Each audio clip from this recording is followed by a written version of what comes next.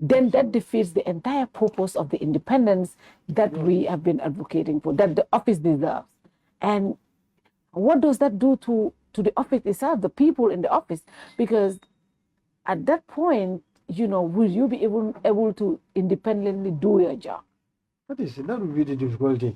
Because essentially it will go against all the provisions of our constitutional service that is not be controlled or directed. That's what is going to happen essentially.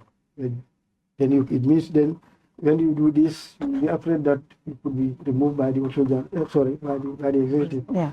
So you listen to their dictates. They can direct you to do this and not to do this and not to. So effectively, the independence of the DC would have been non-existent. That is what it is.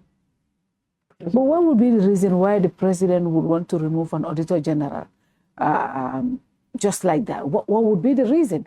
Because at the end of the day, the term is guaranteed 9 years. Mm-hmm. And from what we have heard from Dr. Ismail Assise, it looks like the guy has been doing a good job according to the government.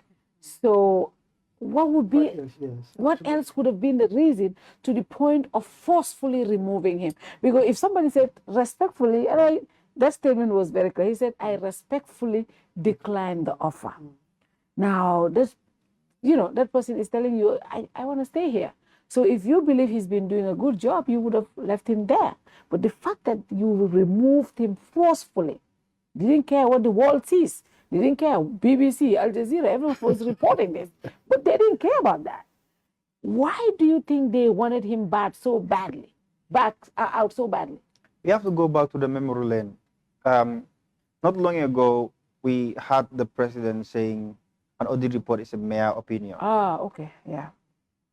We also had his advisor saying the audit report that was conducted by the audit office, it was a special audit report for secure report at the airport. Mm-hmm. The response, instead of actually taking that recommendation and acting upon it, the advisor said it was a half-baked audit report. But however, the same audit that they were downplaying, the office of the president actually put out a memo at the time to investigate the malpractice and corruption at the secure report.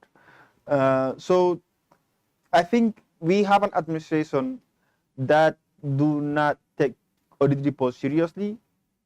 The recommendations are cherry-picked, right? Some are investigated.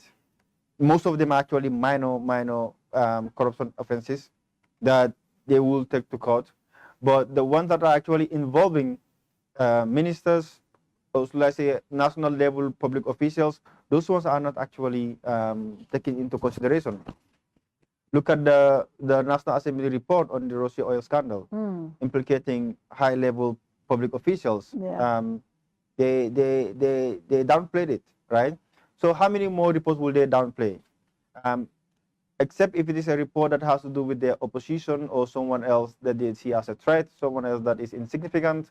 So like I say, because the party holds a very small position in the public service, and audit report comes out, and they take that case to the court, and they will come out and they say we have prosecuted this case and make that a sample case. So for me, it's the lack of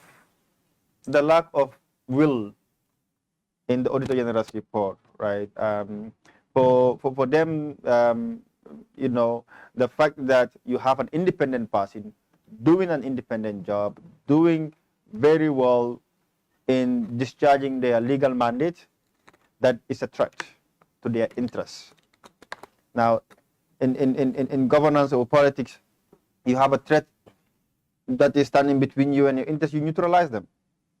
So that is what we are saying, because they knew they could not actually remove him. So to demote him, you have to make him a minister, right? And I'm very glad that he realized that and rejected that.